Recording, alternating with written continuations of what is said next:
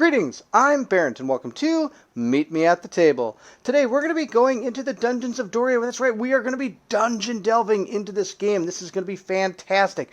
This will be a Kickstarter experience. I'll be showing you all the things about Dungeons of Doria and even doing a playthrough of it as well. This game is a standalone game, or it can be played in a modular format. It does come with a single scenario book that has tons of different scenarios that you can do as one-shots.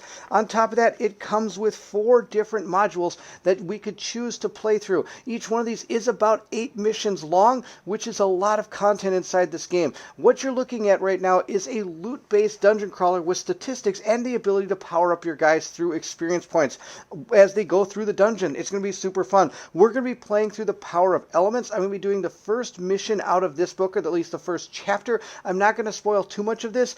Remember, this is a Kickstarter experience, so anything you see in this playthrough could change as the Kickstarter goes forward, or even into the development of this game. The designer has already told me there's a couple things that they're looking into to maybe spice up this game a little bit that might be unlocked through the Kickstarter, or even, like I said, developed through the game itself as it goes into production.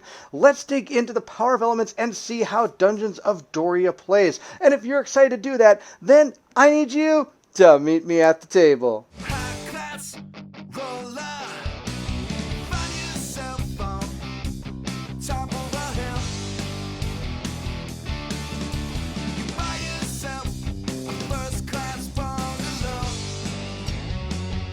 The first thing we're going to do during our setup is pick our characters. I have chosen to play with the Priestess, which is right here, and I've also chosen to play with the Ranger, which is right here. We're going to learn about the Ranger in just a second. Let's take a look at our Priestess so I can kind of fill you in on all the things you see here. There's a huge giant board in front of you, and this is where you're going to be placing all your loot. You're going to have different places to be able to put it based on the symbols that are on your cards.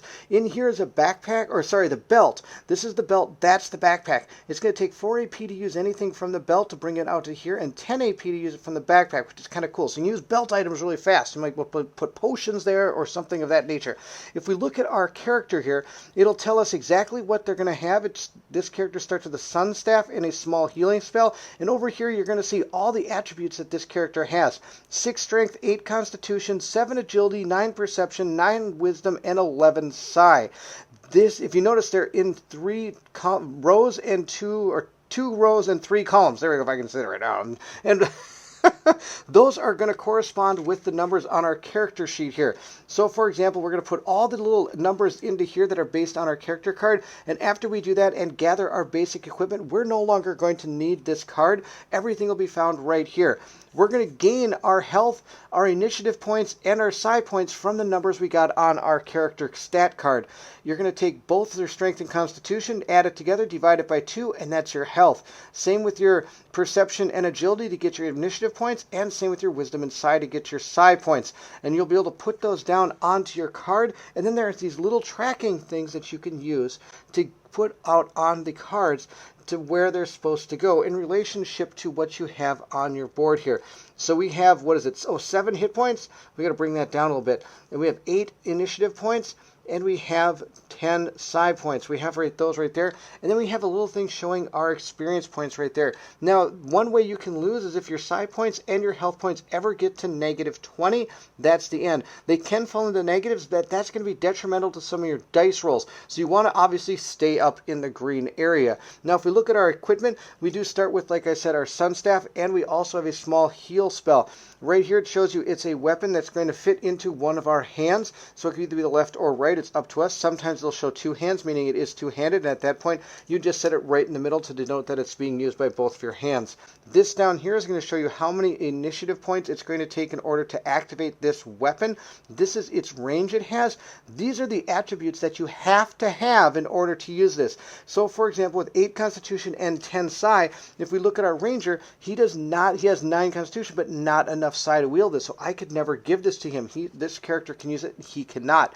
Down here it shows all the points that you're going to be using during the game. This is going to give you extra initiative points or subtract depending on if it's a heavy item or not.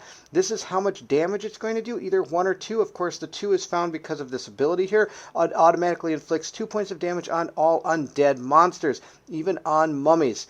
over here is what you're going to be rolling in order to see if you hit or defend if you decide to use this weapon. If you notice, it says 2d3. This game is completely a d10 system. So anytime you see the letter D, that means you're going to be rolling 2 10-siders, and we're going to be adding 3 if we decide to attack with that. Now we have a small heal spell as well, which will return 2 hit points to somebody if I want to use it. It's going to cost me 2 psi points. Remember, if that ever gets too low, I'm going to start having detrimental problems, and I eventually will die. So you might not want to just keep casting spells over and over unless that's really all you can do. It's going to it has to be a range of 1. It takes 8 Constitution and 10 Psi to use, so of course she can use it. This right here, if you notice, is not an attack anymore. It's a target number. I have to get that number when I go ahead and use this spell. On top of that, I can use this to help in Psi defense, which I'll be rolling 2d10 plus 2. It's going to heal 2, and it doesn't add to my initiative bonus, and it does take 18 initiative points to use. Down here are some extra abilities you can use, and there's also some abilities that you're going to be able to increase as you play through the game. Looking closely at these, we have Psi Resistance and Dodge. Every character has these on the character sheet, so instead of say you didn't have a good weapon to use to help dodge, you automatically get this dodge, which is going to be 2d10, and this one's going to be 2d10 plus your power points. So that's really all you have in order to try to dodge or protect yourself from potentially evil spells coming at you. These right here are abilities you're going to gain as you level up through the campaign. If you're playing 2 players, you're allowed to pick one for free, so I have given myself an extra 1d10 for my Psi attack. I could also take for my melee attack, range attack, I could pick potentially +1 to damage. I could also give +1 to any of my defense rolls, or +1 health and Psi points if I want to, and so on and so forth. And as you go through, you're going to gain multiple of these as you go through the campaign. It's all found on your campaign tracker here. So you're going to put your name here, and as you go through it, you're going to be able to keep bonuses. For example, be able to keep a loot card. I can give a hero level, which is going to be one of these permanent upgrades here. So that's really a neat way to be able to make the characters unique and different. Not only do you have the loot doing it, you also are going to be gaining different powers there. One of the things I do like about this game is as your character grows in power, there's not a bunch of skills that you have to try to remember, or little cards that you have to try to remember to use. It's all going to be found as loot, and it's going to be found right here. So it's really easy to locate all the things that are going to affect your dice rolls and all the things that your character can do. Next, we have our Ranger. The cool thing is we do get to name our characters. I've decided to name him Marcus. I named our, the Priestess. I've named her Cassandra. I think that's a pretty cool name. So those are the names of our characters. He is going to be starting with a Hat Tomahawk and Bark Bracers. He has 11 Strength, 9 Constitution, 7 Agility, 11 Perception, and 6 Sign Wisdom. Those are his attributes. I have written them all down here. I've given him an extra bonus. I've given him +1 to damage. I think that'll help us a lot. But if you notice, our Bark Bracers here are going to give us -1 to our initiative number. So I had to put that over here. This thing is also going to give us 3 armor if we ever get attacked, but if we're attacked by any earth element, the armor can't be used. The cool thing about this game is you can use the armor, and once it's used, it's going to technically be broken, and you have to spend initiative points in order to repair this so that you can use it again in a future turn. We do have our Tomahawk that says here, an axe both usable for melee and ranged attacks. It can also be used against skeletons. Skeletons have a special power that prevent ranged attacks, I believe. So this is going to be usable. It's 18 initiative points to use. Now this has 2d10 plus 3 as a ranged attack, and like it does say, I can use it for melee as well if I wish to. It's able to block with 2d10 plus 2, and it only does 1 damage, which is why I decided to power up his damage. I'm going to make him right-handed as well, though it doesn't actually matter in the game. It's just what you decide. There are 7 other characters you can be. You could be a mage, a warrior, a shield maiden, a scoundrel, an adventurer, or a huntress, all with different starting abilities and all with different starting gear. On top of that, you can create your own character with a set finite number of points that you can distribute out among these however you wish to create a really cool character. I guess you could say the game is your oyster. If we add up all of his numbers, 11 plus 9 is 20, divided by 2 is 10, so he'll get 10 hit points.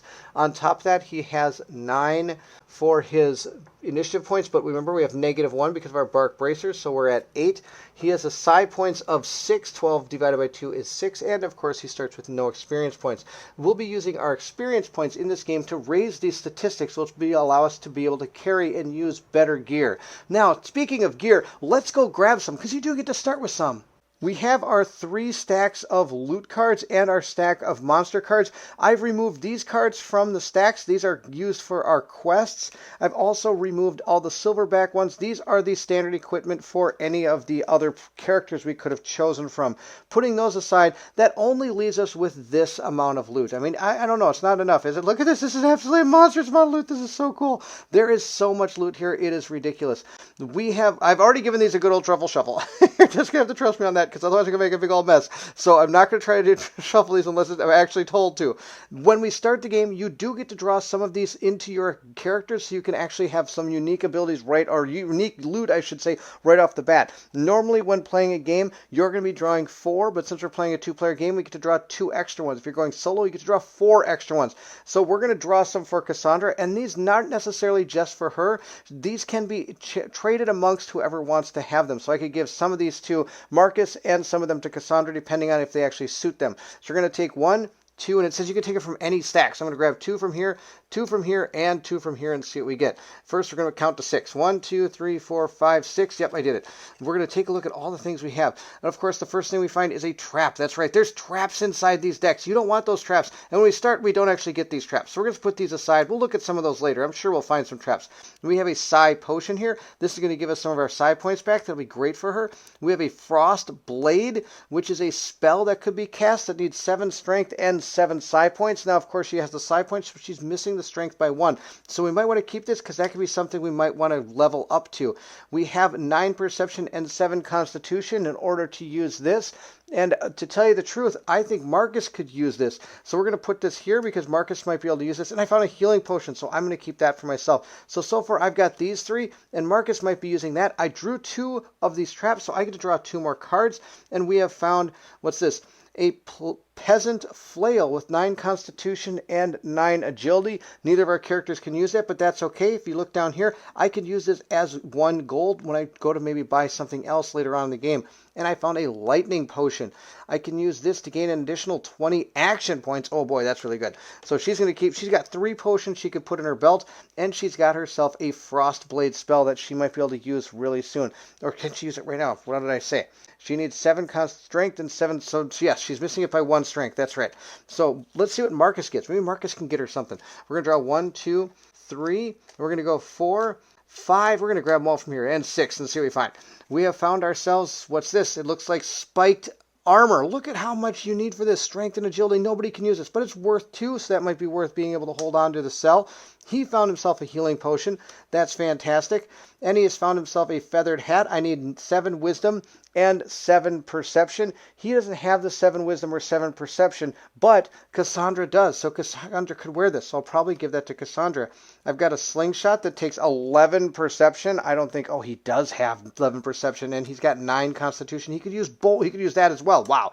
I don't think anybody's ever going to use this. Earthquake hammer. Look at that. That looks so good. But it's worth 3. That's fantastic. Then we got spiked elbows, which I'm not going to be able to wear as all either. But that's okay. You're not going to be able to power yourself completely up with this draw unless you get a fantastic draw. But being able to get a couple things here that are going to maybe help us out is going to be great. Let's go put these on our characters. Cassandra's going to grab this feathered hat. It's not going to do anything to her initiative, so she's going to still be able to wear continue to keep what she has over there. It is going to give her +3 to defense, which is pretty cool. I like that. And then we have our Frost Blade, and since nobody's actually hurt, I'm going to put my spell of healing into there. I'm going to put my healing potion and a Psi potion into there as well. I think we're going to give the rest of the stuff over to Marcus, but we do have a few other things that we can't use, so let's divide this gold as evenly as I can. I'm going to give 5 gold to her, and I'm going to give 4 gold up to Marcus. In case, I want to split it up just in case something actually tries to take stuff from us. Marcus could either use this slingshot or he could use this hand crossbow, and he's got his tomahawks.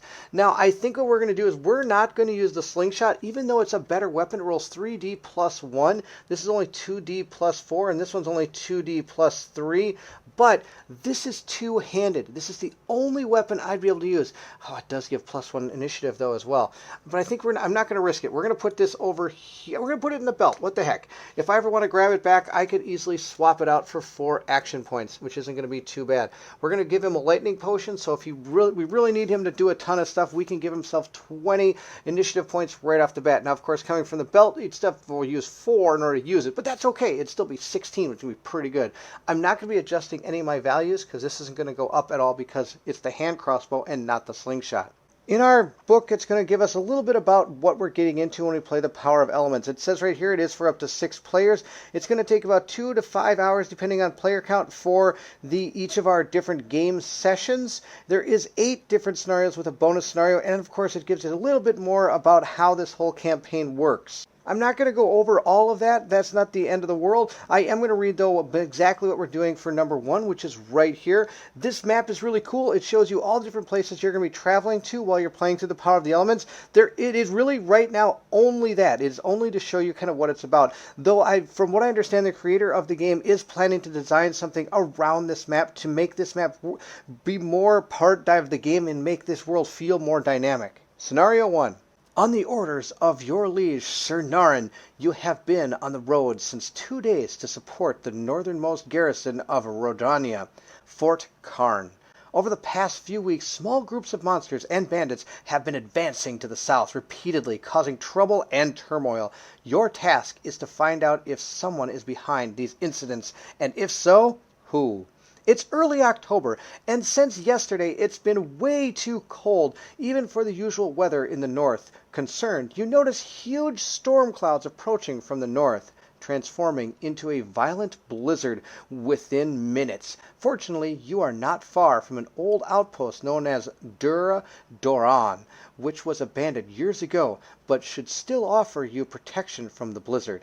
Exhausted, you reach the thankfully still usable tower and close the mighty gates before outside the pandemonium commences. For hours you will not be able to leave this place, but you will be safe and hopefully can rest a while. However, your fortune seems to have run out, as only a few minutes after you have reached the safe tower, the earth trembles. Powerful impacts rock the tower, and the floor beneath you caves in. You fall down and land in a dungeon unknown to you, revealing ancient structures on which the tower apparently was built. Beyond the closed doors of this room, you hear ominous noises. You are obviously not alone down here. However, this very likely means there is probably another exit somewhere. Search for it, and you don't linger too long, as more earthquakes could bury this entire underground structure forever. Each scenario will have a quest, and this one is to find the exit from the dungeon and get to safety. During the scenario setup, it's really cool because it tells you kind of what tiles you're going to need. So it has a somewhat randomness to it, but it also has specific tiles that are going to have triggered moments, which is pretty cool. So we're going to take tile A1, D1, and D4 and retrieve them from the deck. A1 is going to be used as the starting tile, but the way up the stairs is blocked. Normally you could try to escape from a scenario, and if you can make it to the stairs without any problem, you're able to escape and come back another time, but this is not possible in this scenario. So we're going to set up the deck, and D1 is placed face down as the bottom room tile, and 3 random room tiles are placed on top of it. Then D4 is placed on top, and then 3 random ones as well. And then all of these are going to total 8 tiles. Then all remaining rooms are shuffled and placed under these 8 room tiles. So even if you get to the end, you may still keep going. We don't know. Any trolls drawn from the monster deck are ignored, and an additional monster card is drawn. We'll have to remember that. Scenario rules. In the scenario, monsters are not refilled during extra activations of the Doom counter. I'll show you where those are on our tracker in just a second. Existing monsters are still activated. Once the monster marker has completed 2 rounds passing the orange monster level up, it will not be moved anymore, and the dungeon begins to collapse. From then on, in each phase F, every character that does not successfully pass a check using agility, perception, and 2d10s against a target of 30 will take 1d10 worth of damage, and you do not reroll any zeros to add to damage. Normally, there's an exploding dice roll on the d10. If you get a 0, it just continues to explode, which means you get a super high number if you're really lucky, and you're going to take the damage from falling debris. Any equipped armor may be used against the damage. As I said earlier, when our Bark Bracers has 3 defense, we could use that against it if we want to. As soon as D1 is revealed and placed with the ledge near the open door and the stairs opposite door on the stairs leading out of the dungeon, place a troll. So that's where we're going to see our troll. All other monster squares are populated using the normal rules. So if we take our D4 tile, D1, it looks like this. So that's what they're talking about, how we're going to put a troll out here. And oh, look at that. Like, there's like a swampy thing going on here. And I'll explain how all these tiles work when we start our playthrough, but this is the one they're talking about when it comes to when D1 is revealed. As per our setup rules, I'm going to grab our tiles. Look at how many tiles are. Absolutely astronomical amount of tiles. We're going to take these, give them a good old little truffle shuffle here. So we have them all up and running here. I'm going to grab 3 tiles, and we're going to take this tile, stick it underneath. Then we're going to take 3 more, 1, 2, 3, put that underneath, and then we're going to place our final tile there as well. Now, actually, now I think about 1, 2, 3, I should just put these face up because we know they're coming. That's the deal. We do know that those are the ones coming, so we've got our tiles all set to go, and then we're going to place them back on top of our main dungeon deck, and we're all set to go. Some of the last few things we have to set up is we have to set up our deck for our enemies. We have to gather up all of the level 1 monsters. Now notice these are bigger. These are going to have the stats of all the enemies we potentially could face. Our smaller deck is going to be what monsters we face. We're going to draw them out of here. But interestingly enough, not only does it have monsters in there, it has monster modifiers, which is a really cool system. So as you're drawing through the deck, you could draw a couple modifiers and then a monster. So that means, for example, this ogre, if we drew it this one and then this one, would be an acid strike ogre. So it'd have the power of the ogres based on the cards that we'd have here, but on top of that it'd be granted this extra modifier. And not only would you get experience points for killing the ogre, you would also get extra experience points and extra gold based on the type of modifiers that these different monsters have. For example, this one's only going to give us 1 gold but no extra experience points, where this one must be a little bit more deadly, so it's going to give us an extra experience point and some extra gold. It's a really cool system. So that's why this deck over here is so huge. I think that's really awesome. You're never going to know what you're going to be facing. But we do want to grab our level 1 monsters, so we have all those. Then as this doom counter moves around the board, it's only going to move to 30, and then it's going to kind of do this circle. And as it goes past 30, it's going to go back up to there, and you're going to put in level 2 monsters, level 3 monsters. So as that track continues to grow, these monsters are going to continue to grow in power. And I believe this carries over as you play through the campaign. It's just going to keep on going and going and going, which is pretty awesome. The rest of the numbers here, these all have to do with our initiative points. We're going to roll up our 2d10 plus our initiative modifier, put our tokens out there. We have a green one and a blue one. Cassandra is blue and Marcus is going to be green. That's going to be the numbers that they're going to have. We're also going to have our round tracker out over here. This is going to show us what round we're on, and as we get down to some of these extra numbers here, we're going to gain our bonuses to our characters, unlike these where the monsters are going to gain extra activations and we'd be placing in some new monsters. But according to our scenario, we will not be placing in new monsters, so at least we have that going for us. We do have an XP tracker. I'm kind of going through this whole thing just to show you everything you see here. And then this is going to gain us experience points, and as we get a certain amount of experience points, we'll be resetting our tracker and giving those experience points to our characters on their character sheet. This is going to be our game phases, and we'll go through each step of these through the first few rounds, and after that we'll speed up and really start having some fun. But we'll get our initiative now for our characters by rolling 2d10 and adding their initiative modifier. We'll start with Cassandra. We'll take 2d10, just roll them right here. We got a total of 7 plus 5 is 12. Now this is going to be a good math game for me, so I'm probably going to get a lot of numbers wrong. Please bear with me because I'm not very good at math. So we have a total of 8 plus 7 is 15 plus 5 is 20. Wow, I can't screw that up. Now I just can't remember what color she is. I think she's blue. We're going to put her on 20. She gets 20. Now we're going to roll up Marcus here. Marcus is going to get a total of 12. He got 12 plus his, what does he get? He gets 8. 8 plus 12 is 20. Wow. That's pretty sweet. I got 2 20s. That's actually a good choice. I'm glad that actually happened, because when we do have a characters both in the same spot, we can choose who wants to go. Of course, anytime a character is above another one, that's the character that's going to be activating. Wow, that actually worked out pretty good. Now, if we ever get monsters coming out on the board, we're going to place them onto their initiative based on whatever I guess monster it is. So if we had a mummy, we would place a mummy token there. I guess I shouldn't say mummy token. It's just going to be one of these. And if both of our tokens ever get past that's when this would activate. And we're going to keep taking actions until we get down to our 0 here, and that's going to be the end. Now, of course, we're going to be going into round 1, so I'm going to move that up 1. I'm going to take this off the board. There are no monsters yet. And we're going to place our characters in the dungeon. You'll place your characters down in the initiative order that they got. They both got 20, so I guess it really doesn't matter. I'm going to put them here 1 and 2 just like that. That's fantastic.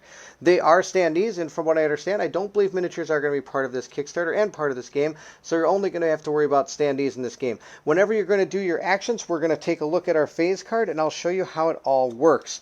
So, going down here, we got game phase played in each round. Player A, or phase A, we're going to move the round marker 1. We did that.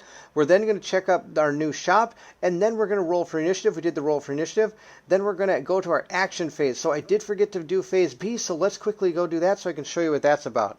The shop that the game referred to is we're going to be drawing one from each of these decks and putting it down here. And later in the round, we're going to have a chance to buy some of these items if we wish to for the gold cost that is on the items. And we'll look more into these when we get to that point. Let's go ahead now and start doing some actions. The actions we can perform are going to be walking, which is going to cost us 1 action point per square. We're going to be able to jump. In this game, you can jump. There are, for example, this isn't one of them, but there might be pits out on your tile, and you're going to have to maybe jump those to continue on to one of the doors. These are the doors that are on this particular tile. We're going to want to go explore some of those. That is also part of the actions here, which is going to be reveal a room. Now, that's going to cost us 0. We could swap places if we wish to with another character within range 1, so actually adjacent to each other. And I do want to mention that adjacent is always orthogonal. This game is played completely orthogonally, so this would only be these 4 squares adjacent to this character. And when you're trying to figure out if you have range to something, you will be drawing or counting, I apologize, in an orthogonal fashion. Some of the other things we can do is we can search for treasure. That's what these 2 things up here are, and they're placed there based on the tile itself. There are 2 of them there to search for. It's going to cost us either 1 or 5. If we do 5, we can draw 2 loot cards and select one of them. If we do just 1 action point, we're only going to gain 1 loot card. We can throw an item within range of 1 room tile, which is basically any of the items we have. So say he needed a healing potion, I could throw this healing potion from Cassandra over to him based on where it sits inside of our character. For example, 4 AP if I decide to throw it from a belt position. We can attack or repair an item. The AP for that is on the card, and the AP value on the card plus the location for a belt or backpack. So if we had a piece of armor that was broken in our backpack, it would cost us 10 plus the 5 to try to repair it, or just 5 to try to repair that if we wish to. We could also carry a character. If we're carrying characters, usually things have gone downhill by that point, or we can take, use, or repair items and help others to do it. So those are some of the actions we can perform as we're going through this. We're going to start with Cassandra. Cassandra is going to use a move, and she's going to start moving 1, 2, 3, 4, 5, which then will take our track and move it down 5. She's blue. We're going to move 1, 2, 3, 4, 5. We've gotten to 15. Now notice I passed these green squares. Those green squares only matter when using the turn marker, not when it comes to our characters going down them. Now that she's moved her 5 spaces, that's the end of her move action. She could search this, but it's going to be Marcus's turn. His token is next. He is also going to move 1, 2, 3, 4, 5, 6. So we're going to take his marker 1, 2, 3, 4, 5, 6 down to 14. If you notice this compass rose on the bottom here, it shows pointing north. That is the way you set up our tile. That's why it's in this particular fashion. Of course, the scenario or mission you're playing may tell you to rotate this or put this in a different place, or even start you on a completely different tile depending on what's in the adventure. At this point, who doesn't like more treasure? We're going to gain more treasure. We're going to use this right here. I could, like I said, do 1 action point, just grab a card, or I could use 5, which is what I'm going to do, 1, 2, 3, 4, 5, to move down to the 10 space on our action board here, our initiative track. And we're going to draw 2 loot cards and take the one we want. So we have found either a psi potion, which we already have one of these, so I don't know if we're going to want that one, or look at this, the Seeker. I need 9 Constitution and 9 Perception. Now, Cassandra only has an 8 Constitution, but Marcus does have a 9 Constitution and 9 Perception, and this does 2d plus 5 and 2d plus 3, and look at this, it does 2 damage. That's fantastic. He'd be able to do 3 damage as he's fighting, which would be really, really good. So we might want to try to throw this to him. I'm going to keep this one. This is going to be great. Interesting, the Seeker. It says here, for 1 psi point before an attack, the target loses -5 on the defense roll. That would be fantastic as well. Notice it's going to cost us 12 to use this, and potentially 1 psi point with a range value of 5, but it does take both of our hands in order to use this item. So that's going to go into our backpack. I'm going to put that in her backpack. We're going to discard this one. I've decided not to keep that one, and those were her 5. 1, 2, 3, 4, 5. We're going to go right back over to Marcus. He's going to do the same thing. He's going to grab a couple loot and see what he can find, and we're going to decide which ones of those we're going to keep. We are just loaded with psi potions. This is out of control. This looks like a more powerful psi potion than the ones I've been getting. This one's just a small psi potion. This potion restores 3 psi points. This one's going to restore 1d plus 3 psi potions, and the other one I have is going to restore 1/2 d plus 1 rounded up in power in psi points. So this might be a pretty good psi potion to keep. Or we could keep these padded bracers, which give us 8 agility and 8 perception. That could only be worn, well, it can't be worn by either of our guys. Neither of our guys have 8 agility. So I think we're going to keep the psi potion. Wow, we just have so many of these. We're going to take the psi potion. I'm going to put this in his backpack. We're just going to keep it there, and we're going to remove this one. We're going to discard that item from the game, and we're not going to get a chance at it, but that's okay. Now, I could have kept this, then as we're playing, I could have put a point in agility and then been able to wear this at the next time I get to these points in our character sheet. Another reason I didn't keep it is he already has bark bracers, which are going to be taking up the exact same slot that this one will, so that's why I decided not to keep these. If we look at the initiative track, it's going to go back to Cassandra's turn. She's going to move. She's going to move, I think, 1, 2 to right here, and that's going to be her movement. 1, 2, that's going to be all she can do. He's going to move 2 to here, 1, 2, and now we're going to start exploring this dungeon a little bit and see what we can find. Oh, now I think about it, I think he's going to move over here just 1 point. He's going to take back one of his action points, because I want to make sure we're only going into one room. And I'll show you why when we get to the later steps in the game phase. But for right now, we're going to go back to Cassandra. Cassandra is going to spend 0 action points to be able to reveal a room. So no action points cost, but ends the current action. This will be the end of her action. Let's see what she has found. She's found some, almost looks like a torture chamber maybe a little bit. We're going to put that just like this so that the doors line up. And at this point, we're going to populate this room with monsters. The way to do that is we're going to see how many players we have. We have 2. So we're only going to spawn on the white. If you have multiple players, it's going to be more of these monsters will appear based on the number of players, either 3 or 4 or 5 or 6. It'll tell you where to place monsters based on the color versus the number of players we have. The next thing we're going to do is we're going to draw our first monster card and see what we have found. We have found a skeleton, so we're going to place our skeleton in the dungeon, and we are going to grab our level 1 skeleton card and take a look at what these are going to do. So this has an initiative value of 8. It has a 1 range. It says thin bone skeletons are entirely immune to ranged weapons and can only be wounded with melee weapons or magic attacks. It rolls 3 dice when it attacks. It has 2 health. It does 2 damage. It has no armor, and it's, I guess you could say it's weak to electricity, but it doesn't have any armor to worry about, but you could have maybe potentially gotten an ability that gives him armor. He's going to roll 3d for defense and 2d plus 10 for magic defense. So we'll place that card over here to remind us of that skeleton, and then we'll place the skeleton out on the board. We'll take our standee and place it right there. We'll also take the token that is the same color. This one's black. This is at least how I try to do this. Black right there. So we're going to take this one and we're going to place it down where the skeleton is. Now remember, he has an 8 initiative. So he is going to be on the exact same space that we are, which is kind of funny. And he's going to activate after our players do. So we actually do get a chance to do something before he's going to activate. And at this point, since we're both on the same place here, her action stops. We'll go to the next person that's going to take an action, and it could be whoever I want.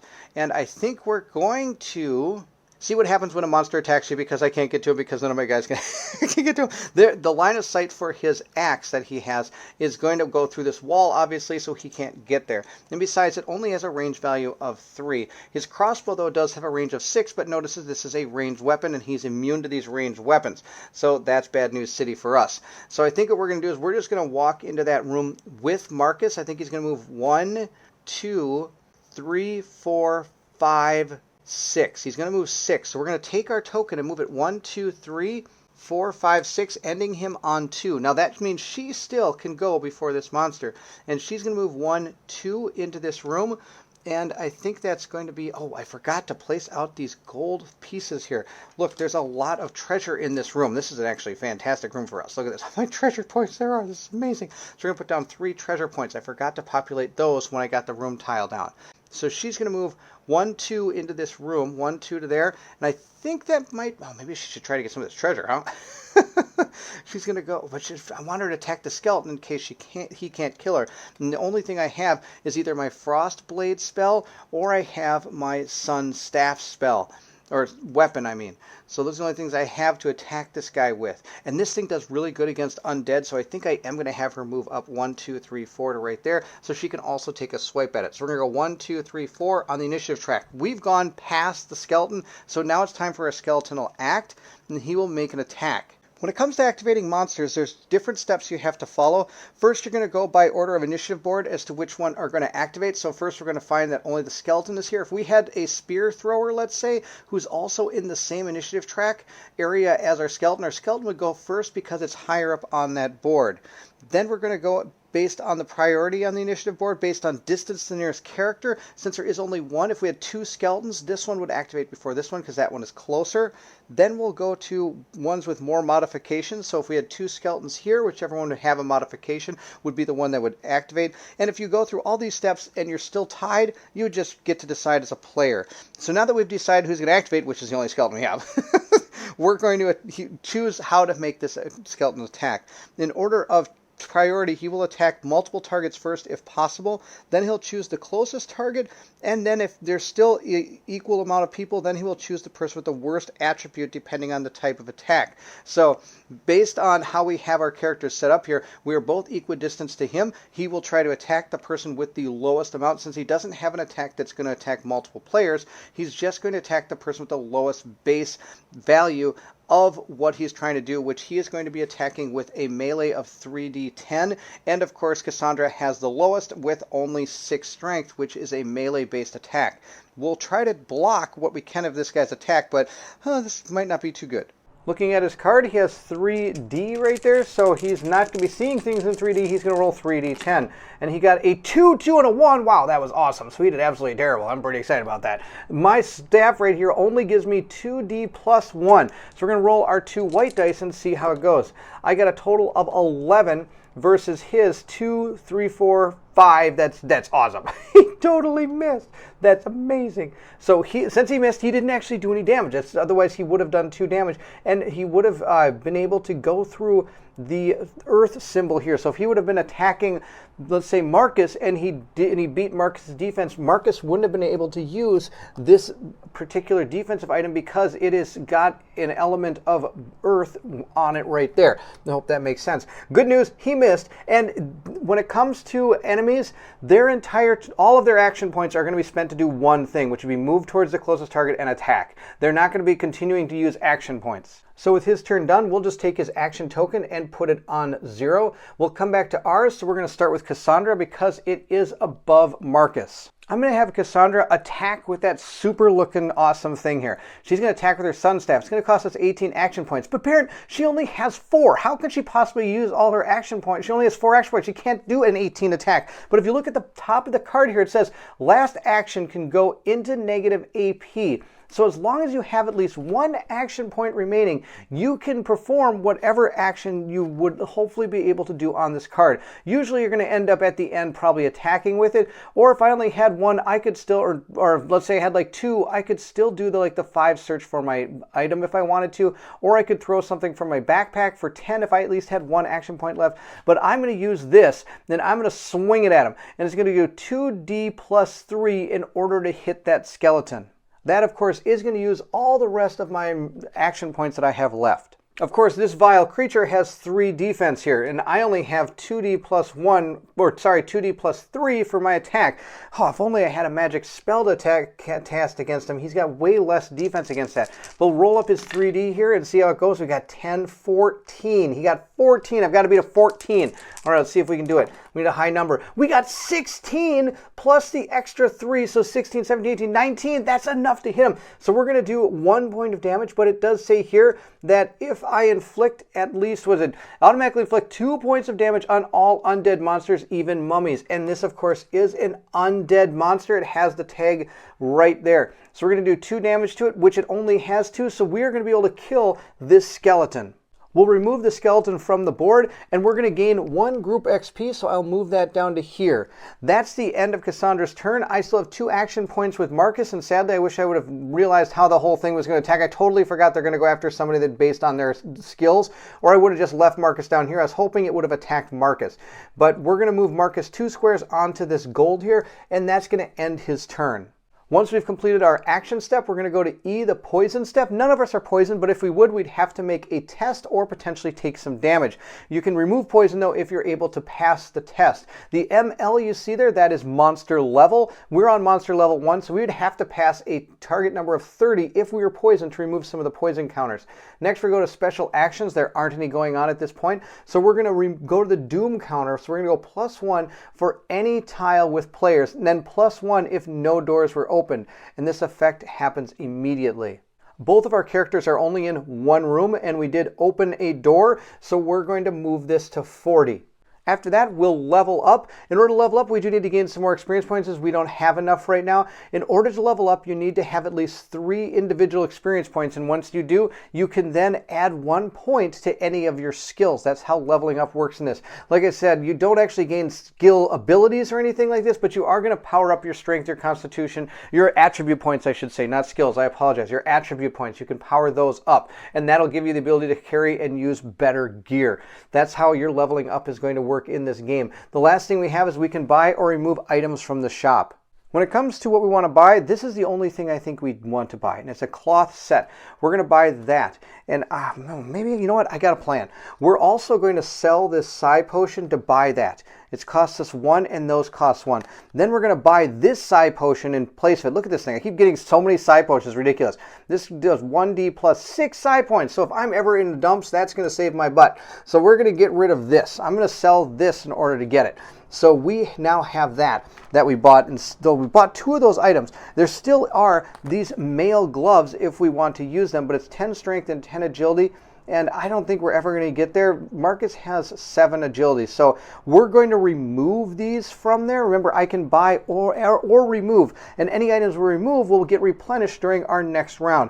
Since we bought this, we're going to be losing -1 to our initiative roll. So I am going to put a -1 up here, and then we're going to remove this 8, and we are going to replace it with a 7. So now we're going to only be adding 7. Another thing I want to mention is this feathered hat does give us +3 defense when we roll. Even though we totally rocked our defense roll, I would have been able to add 3 to it when we made the defensive roll against our skeleton.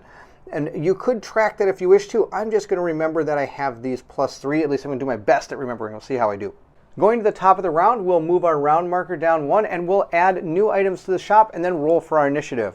We're going to either be able to gain a shaman pendant, which I believe we can use. We could also get, we have a trap. Oh no, we have a trap. So the way traps work is when you're drawing them for our shop, this is going to be a dead area. In order to remove this, we actually have to pay the gold to get rid of it. You can't just discard this. So we're never going to be able to pull any more cards from here for our shop phase until we are able to remove that card. And the other one is going to be, what is this? A throwing whip. I don't think any human on the planet is ever going to be able to use this thing. Oh my goodness, this is out of control. 4D plus 5. Wow, that's so good. But I don't think we're going to be using it because I got to get so many more points in my strength and my perception in order to be able to think about using it. Cassandra roll her initiative first. She got a 10 plus 8, and 10s are exploding dice in this game. So I get to add another D10. We got 5. So we got, 15 plus 16 is going to be a big number. I'll have to do some math in order to get to there. I'm going to say it's going to be 31 because I wrote it right here on my hand. 31. So I get to add, she starts at 31. That's an astronomical amount of initiative points. Let's roll up Marcus's now and see how he does. He also got an exploding die. Wow, this is ridiculous. Oh my goodness, he got another one. This is so good. Okay, to 1. So we got 10, 23 plus his 8. So we got 23 plus 8 is going to be 31 as well. Now actually I think she only should have 30 because she gets only +7 to her roll, not +8. So she's going to have 30 and he's going to have 31 in action points. This is absolutely a ridiculous amount of action points. Marcus does get to go first. He's going to lower his by 5, 1, 2, 3, 4, 5, and grab a couple treasure cards and see what we get. Maybe we can get something really good. We found a shoot trap. Oh no. It says place a hole marker on the square and make a check of agility and perception and 2d10 against a target number of 30 plus 3 times the monster level. The monster level is only 1, so it's 3, so we have to get a 33. If the character fails, place a new room as close as possible to this one, wall to wall if possible, and place the character in the middle or as close as possible. Another hole marker is placed on this square, allowing everyone to move between rooms as a jumping move against a range of 3 squares from one square to the next. Oh my gosh, that's out of control. Now this is only going to be a person trap. There are ones that could affect a whole tile, and there's ones that could affect, I guess, maybe lots of other things. Or of course we found throwing daggers. We'll probably keep the throwing daggers. Why not? Because I'm going to have to keep the traps. So we're going to keep the throwing daggers. The throwing daggers are actually really good. They're a 3D and they're only single-handed. So I think we're totally going to keep these. But we also have to take advantage of this shoot trap. I don't know if I want to say advantage is the word I would think about. But we are going to remove this. And now you're going to deal with a shoot trap. Oh, this would be awesome. I do have enough strength and perception to be able to wield this, so we are going to switch out our crossbow and throw it in our backpack, and we're going to be wielding these in our left hand now. This is going to be sweet. So I've got an axe and I've got this throwing dagger. So these are going to be good. I'm pretty much just going to start using this throwing dagger, and this thing can be used against any of those skeletons we find again. Now we have to roll perception plus agility, and we have to add plus 2d10 in order to see what we get here. He starts with a total of 18. Well, I wish it would be 20 because that'd be easier to add up. We got 18, 19, 20, 21, 29. We failed. So he is going to have to deal with this shoot trap. All right, since I failed, I'm going to be placing a pit right here. He has fallen through apparently a pit underneath this dresser here, or this desk, I guess. That's a trap of some kind was there. And he's going to fall into another room next to him. So we're going to draw our next tile. I'm just going to place it right over here. We have our tile, and it is this room right here. Okay, this is going to be, this is perfect. This is one thing that's actually pretty cool about this game. He's going to fall into this place, but now as he's going to do that, notice this whole side over here is empty. There's no walls over there. That means this is a big room. So we're going to draw our next tile and connect it if we can. And we can. We have another tile just like this, and that's going to make one giant room. So we have some really cool art here, and on top of that, a big room. It looks like there's some like giant skeleton or statue over here, but we do have 3 white enemies that are going to come at us, which is fantastic. Now I believe this says I have to place him in the middle of the room if possible. So we're going to put our other pit right, I guess, here in the middle of this. Well, I guess this is one big giant room. So he's going to be in the middle of this room as close as I can get it. I'll put him right there. He is really upset right now. That's not even close to where he wants to be. He wants to be in the other room getting treasure. But instead, he's going to deal with 3 enemies. We'll start with this square right there and see what we have found. We have found a fire creature. So this fire has some creature's going to be on fire. Let's see what we have found. We have found a zombie. A zombie is going to be on fire. That's out of control. We'll place our zombie out on the board right here, and we'll put its initiative token on the initiative track. Next, we'll draw for this one right here. We have found a ghoul. All right, our ghoul standee is right here. We'll put that there, and we'll take the blue one and place it out where it's supposed to go in the initiative order. Last enemy here we have found is it's a commander. Okay, draw 1 additional monster card. The next monster is assigned this modifier. The monster is a commander and as such gains plus 2 hit points in each phase G in which the commander is still in the game. The doom counter is moved 1 additional field. Oh, that's terrible. All right, so I have to remember that first we have to remember he's a flaming zombie. Then we've got a ghoul, and of course we'll get their stat cards in just a second. What is our commander? Now, of course, I could potentially draw another one of these so he could have multiple abilities on top of him, but we didn't. We found an archer. That's awesome. Our archer is going to be right here, and he's probably going to be super dead super fast. Over on our initiative board, we'll put our archer in the same place as our ghoul. And if we look, the ghoul is going to go ahead of the archer, so I'm just going to stack the tokens like that. And of course, the zombies are super slow, so they're at the end, which is awesome. We do have a ton of action points, which is going to be really good because we got a lot of monsters we have to deal with. I think we have some really fun monsters. Let's take a look at them. The first one we have is our Ghoul. It has 1 range and 9 action points. It's a carrion hunter. The Ghoul ignores the nearest target if there is a target with less hit points within the possible range. It has poison claws. For every successful attack involving damage not blocked by armor, the target receives 2 poison markers. Remember when I talked about having to get rid of poison? Every time we succeed in that poison check, we get to remove one of these markers, but you're going to take damage for every marker you have during the poison step. It has 2d plus 4 to attack. All right. Plus, of course, here it talks about the poison markers again down there. It shows them. These are its stats. I'm not going to go through all of those, but we do have a zombie here. It's resurrection in phase F. If the zombie each zombie creates 1 additional zombie in direction of the character. Every zombie unable to resurrect a new one will get activated. Oh, are you kidding me? Poison attacks. Oh, more poison attacks. That's 3 poison markers. That's fantastic. Okay, wow, lots of poison. Hopefully this archer doesn't poison us, so we're going to have a poison city here. Aimed shot. The archer ignores the nearest target if there's a target with less agility within the possible range. All right, fantastic. So we'll place these down here. Now remember, he's a commander, which is not good.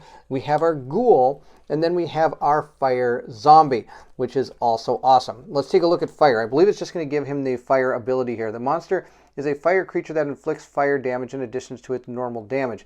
Even if it's already...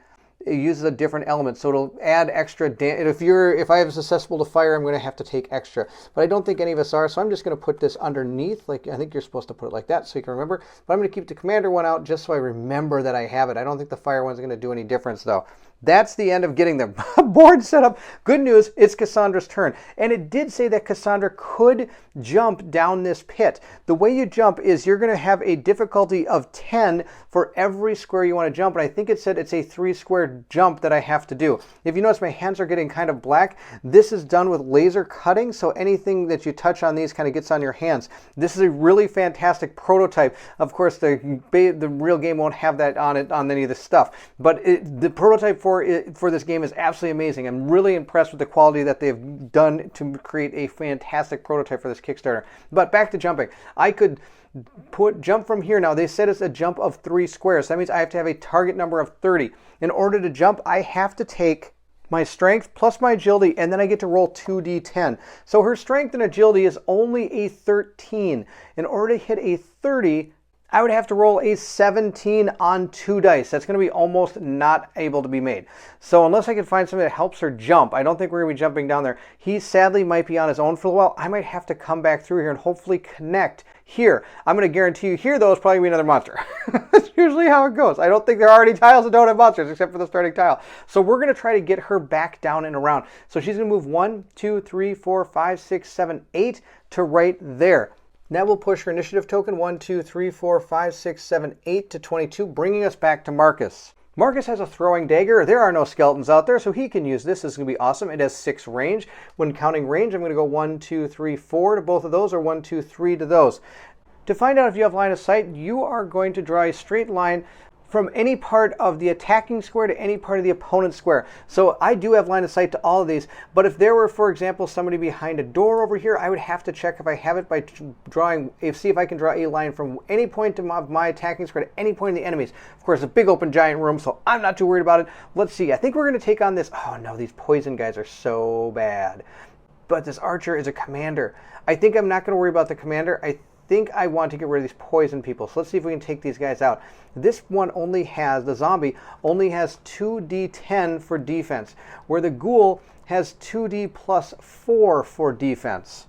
One thing I do want to add is about our trap here. Notice it has a +2 star. That's +2 experience points. You're going to gain the experience points on a trap as soon as it's disarmed or it reaches its end trigger. And from what I understand, I didn't disarm it. I missed that. I totally failed. But the end has already triggered. So I'm actually going to gain 2 experience points, bringing us up to 3 from triggering this trap. It was kind of cool to see this trap, and I believe that's how that works. Of course, anything that I do get wrong, I'm either going to have a subtitle here that you can check out, or I'll put a pinned comment to demonstrate something that I may have done wrong after the playthrough is actually posted. Where we are now, I'm going to sling it. I think we're just going to take out this zombie. This flaming zombie's out of control. Let's take him out. And by zombie, I mean ghoul because he could potentially activate before the zombie. So we're going to try to take out the ghoul first. It's going to cost us 14 action points in order to do this. So we're going to take his token, 1, 2, 3, 4, 5, 6, 7, 8, 9, 10, 11, 12, 13, 14. Wow. All right, but he should be able to take out another one because look, there's 12. And even though it's 14, I'll still be able to do it because you can always go into the negatives on your last action. So hopefully he can take out 2 of these monsters before a lot of bad things happen. We'll roll our dice and see how it goes. I got a total of 10 plus 4 for our ghoul. He's got a total of what? 10 plus 4 is 14. And this got a total of 10. Oh, I get to roll one more die. It's D3. So hopefully it's higher than a 4. It's a 6. That is higher than a 4. This is going to do 1 damage. But remember, we did give Marcus that extra bonus damage. It's not going to matter. It only had 1 damage. And it has no armor. So we were able to take out the ghoul, giving ourselves another experience point. At this point, we'll remove our ghoul token, and it's going to be Cassandra's turn, and I think she's going to come in here and see if she can maybe help save the day over here. We'll investigate into this room and grab our tile. Now, sadly, the funny thing is we actually already know what the tile is. It's this one right here, which is another big room, so I don't know if this is a great idea, but we'll see how it all goes. I got to move the archer, too, because I got to put down another tile over here. We'll grab our next tile and see what it is. Oh, it's another dead end. But look, 2 more monsters we have to deal with. So I've managed to trigger 2 more monsters in order to do this. I don't get to put down any more gold tokens. There isn't any gold tokens, but we'll draw our first monster. It'll be right there. We have found an ogre. We'll place his standee right here. Remember, I can place down ogres, but I can't place down trolls according to this scenario. Here's our ogre. He has a sweeping blow. The ogre attacks 2 targets within its range. At the same time, both targets counter the same attack. If more targets are available than usual, as usual, apply the rules. Okay, wow, look at that. Oh my gosh, it does 4 damage. This guy's going to be a beast. We'll put his card right there. We'll draw our next enemy, which is going to be back there. And we have found what's this? Monster modifier 4 hands. This monster has 4 hands, allowing better coordinated attacks and defense. Whenever this monster rolls dice for its attack, defense, or psi resistance, always rolls 2 times and makes the better result. Oh, that's terrible. Let's see who's got 4 hands. Hopefully something that's not too tough. We have found a slime crawler. A slime crawler is going to have 4 hands. We'll place it back here and take a look at his card. He's got more poison. Nope, the poison acid, even better. For each successful attack, the target receives 1 poison marker. Okay, he's got poison. He's got 4-hand poison dude. That's amazing. Okay, so we've uncovered quite a bit of this. Even though D4 was a preset tile, there isn't anything in the adventure book that has to do with this specific tile. In some adventures, there might be things that are going to have to happen based on what tiles are drawn if they're already pre-put in the game. Well, now we got to see what we're going to do about this. Now, that was a free action to open that. I really wish this guy was undead. I wish these 2 would switch spots right now because I'd really like to get to that undead guy up there because he had awesome stun staff. But instead, I'm stuck next to this guy. I am going to move 1-2 spaces right there in order to attack. If you remember, you can only do things orthogonally. So when I made an attack up here, I'm sure I put a subtitle, that was an illegal attack. I'm not able to attack diagonally. I'm so used to be able to do that in games. Everything in this is completely orthogonal, which is pretty cool. So we're going to try to attack this ogre who's got 2d plus 4 defense, and he's got 2 health. Oh, I don't know if I'm able to take this guy out, but we'll see what we can do. We're going to use our sun staff, which is going to cost us 18 points. We'll count down 1, 2, 3, 4, 5, 6, 7, 8, 9, 10. I probably could have done that pretty easy.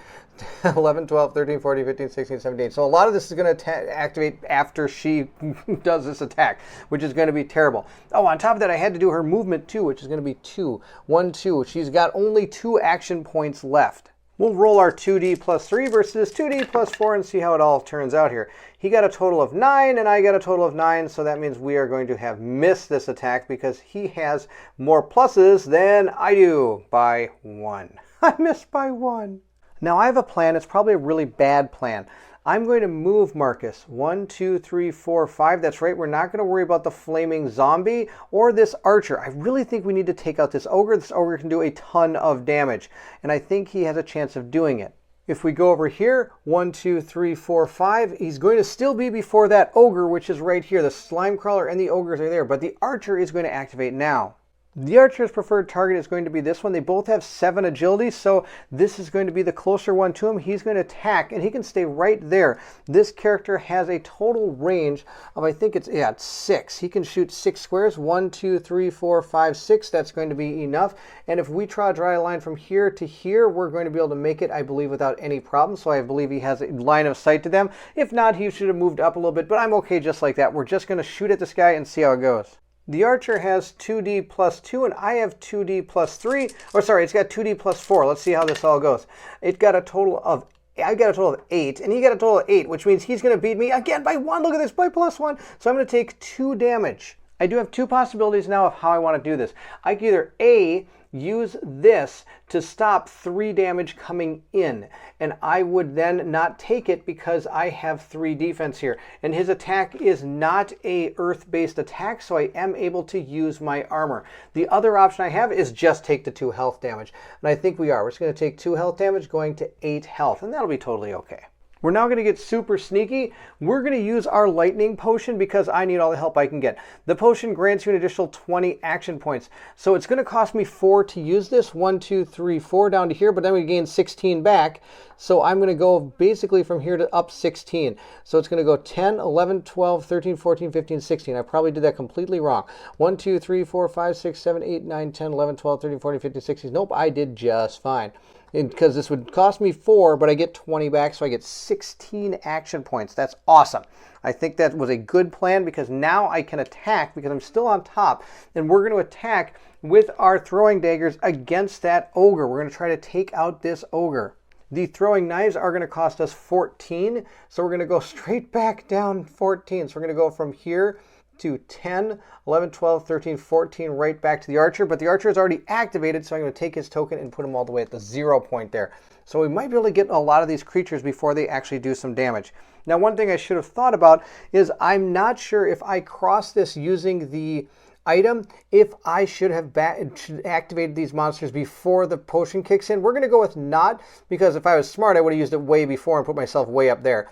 But for now, we're just going to go like that. And I can't remember if I was on a 10 or a 9. 7, I think I was on what? 20. Well, anyway, I'm just going to use all the rest of them anyway to shoot something else. So we're either here, it doesn't really matter. We're going to try to take out, hopefully, that ogre now. Our ogre gets to roll 2d plus 4, where I get to roll 3d, so we're going to see how this goes. I got a total of, oh my gosh, look at this. 9 plus 7 is 16, 17, 18, and it only got a 9, 10, 11, 12, 13. Sorry, that's not enough. It's going to only do 1 damage. Remember, I did take that upgrade to do 2 damage, so I am going to do 2. It has no armor, so it's not going to block any of my damage. It's going to take the 2 and just die, which is fantastic, and we're going to gain another experience point. Bring our experience points up to 5. The priestess breathes a collective sigh of relief. We'll put this card away and remove his token from the board, leaving only the slime crawler now and our zombie left to potentially activate. But we're not done yet. I'm going to use my throwing daggers yet again to throw them at this guy. 1, 2, 3, 4, 5. I definitely am in range, and I'm going to use all the rest of my action points to do that. Hopefully we can take out a flaming zombie. I have 1 whole dice above this guy. Let's see how we do. I should be able to take this guy. It got a 15 and I got a 9, 10. Oh, I missed. I totally missed. He got a 15 and I got not that. Wow. It's our slime crawler next. Let's see its activation. It's going to try to hit multiple targets. Closer characters are always preferred. And then the worst attribute. Well, the closest character is going to be this one. 1, 2, 3, 4, 5, 6, 7, 8 versus 1, 2, 3, 4, 5, 6, 7, 8, 9. So close. So it's going to try to get within its range value of 5. So it's going to move up 3, and then 1, 2, 3, 4, 5. It's going to shoot at our priestess. This thing rolls 3d and I only get 2d plus 1. This is probably not going to go well. It got an astronomical amount, but I also got a d, or it got a, I'm sorry, these are its dice over here. Normally I roll white for me, but he's got 3d, so we're just going to go with it. He got a 10, so he's going to he's getting an extra dice there. Oh, wow, that's a lot of dice. I get an extra die, though. Let's see how that one goes for me. Well, almost equally good. All right, I've got 10, 25, plus 1 is 26, plus 3 is 27, 28, 29. I got a total of 29. This vile contraption here got 10, 29. Oh, I think it got the same number. Really? Oh, that's out of control. I keep getting hit by just barely. If it had missed, it could have rolled again because of its monster modifier. Well, I'm actually going to roll it again, and I will tell you why. So I got a 29, and it also got a 29. If my math is correct, my math is probably wrong, but that's okay. We're going to roll again for this, though the 29 is a pretty tough number to beat. We're going to roll this up. Oh my goodness, it got 25. 25, 26, 7, 8, 9, 10, 30. It's now got 31. The reason I am rolling again, as I want to tell you, is there are two possibilities that could potentially happen with multiple dice going on.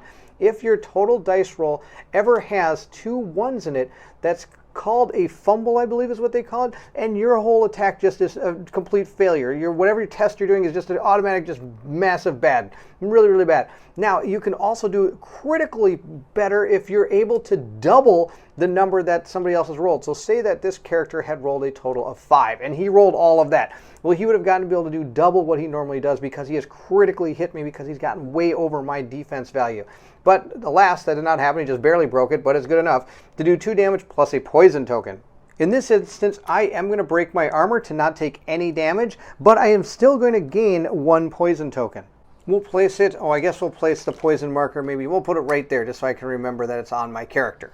Now that my armor is broken, I can't use it to be able to stop any damage, but everything else about this is still in effect, so I'm still losing the -1. For example, say I decide to break this, I would still get the +3 to my defense, but I just wouldn't be able to use the actual defense it's giving me to prevent damage. And later during the mission, I could potentially use action points to remove this broken token here and be able to use it again as we continue through.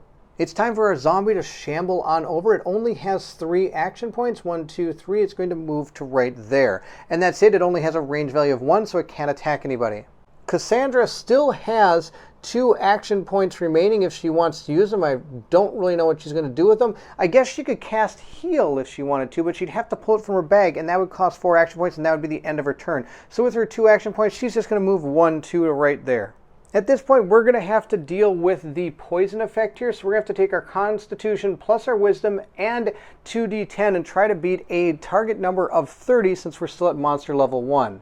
I have a 17 plus whatever I get here, which is 17, 18, 19, 29 again. I missed it by 1 again. If I would have made the number, I could have gotten rid of 1 poison token. If you have like 3 poison tokens and you make the success, you still only get to remove 1. You don't get to remove all of them. Since I failed, I am going to take 1 damage, bringing myself down to 6. You're going to take damage for every poison token you have. Moving on to stage F is where our special actions happen, and it is going to be our zombies activating. They're going to, in phase F, create an additional zombie in the direction of the characters. So we're going to put another zombie right there. Wow, these zombies can super multiply super fast. Next, we'll move our Doom counter down 1 because we're both in the same room and we did open 1 door. If we would have been in 2 different rooms, I would have moved it down 2. But since we're in the same room, we only have to move down 1. Of course, we can't forget about our commander. Our commander is also going to move this down 1 as well. We'll now go to our level up stage, and since we have 5, every time we get to a certain point where we can divide it by 2, we're going to drop our experience point back down and give those out as individual experience points. So each of our characters have 2 individual experience points. If we would have gotten to 6, we would have been able to level up, giving ourselves a boost to one of our stats. We'll move her experience marker to 2, and I'm going to do the same thing for Marcus. At this point, I could choose to buy any of these if I wish to. This actually might not be too bad. 2 psi points, and the spell target number is -3. And I could put that on a accessory slot if I wish to. And it's going to give me 1 defense as well, which wouldn't be too bad. It's going to cost me 2 gold, and I have 2 gold. I've got spiked armor I'm not using anything for. I do need 8 perception and 6 wisdom, and I totally have that. So we're going to buy this for Cassandra. And then we're going to try to get rid of this trap. I'm going to spend 2 gold by selling my one of my super psi potions I have to get rid of that. And then we're just going to discard this one because I don't think we're ever going to have a chance of getting it. At this point, we'll move into our next turn, take some actions, roll some initiative dice, gain some loot, hopefully take out these monsters, but we're going to stop our video right here. I think this is a great taste of what this Kickstarter has in store. There are a ton of different adventures you can go on, and some of the cool things I like about this game is I really like the monster abilities. I think they're fantastic. They give each monster a new spice to how they're played. I also like the fact that each of these monsters are really no joke. They are all equally a potential threat out on the board, and you have to decide which one you think you need to take out and which ones you shouldn't. Maybe not taking out the zombies is a bad idea because, well, now we got 2 zombies. The other thing I like is I am a big fan of this initiative track over here, not only keeping track of how many points you have in order to continue moving and doing things, also having that doom counter, being able to power up our enemies and being able to power ourselves up as we go through some of the campaign. I also like the fact that all of our characters do have their own set of statistics, and these statistics will grow as your character does. On top of that, I also enjoy the fact that there aren't a ton of skill cards that I have to remember and be able to recognize as I'm playing each of these characters that I'm gaining through levels. Instead, all I'm doing is getting some more points onto my character. The only thing you have to keep in track of are your items. And I know some people might say, well, that's very similar to it, but not really. I think the items are unique enough that they're not going to be like a bunch of skill cards all laid out that you have to try to remember and keep track of.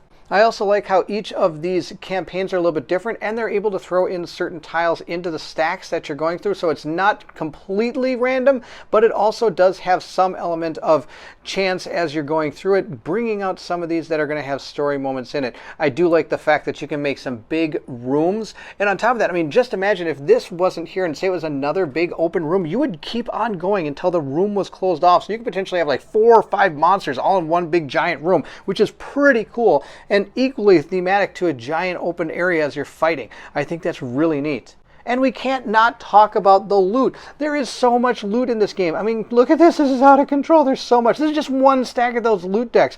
There's 3 of these. There's an astronomical amount of loot. And I do like the fact that there's traps inside these loot as well as just loot. So as you're going to be drawing, you might find traps that you have to deal with. One thing I did forget to do, which I put a subtitle in, is that you're supposed to gain a loot card whenever you kill a monster as well. I forgot to give myself loot as I was killing these monsters. I was only giving myself some experience points. So maybe that loot might have saved us in some way, but who knows? The point is, this loot is amazing. This game is amazing. The tracker is amazing. I love the fact you're getting these. This is a really fun game. I'm excited that this is going to Kickstarter. I hope if you're interested in it, you will take a look at it. Of course, I'm going to put a link to anything you need to know about this game in the description of this video. I'll be putting the Kickstarter link, maybe the Facebook site, maybe Discord. If I have it, I have a link for it, I'm putting it in there. You can go and check it out for yourself. This game is going to be super cool. If you're interested in more content on this game, Dungeons of Doria, William over at Hungry Gamer has done some videos on it. Also, Daniel over at the Dungeon Dive has also done those. I'm going to put a link to both of those videos into this description as well, so you can check them out if you're looking for more info on Dungeons of Doria.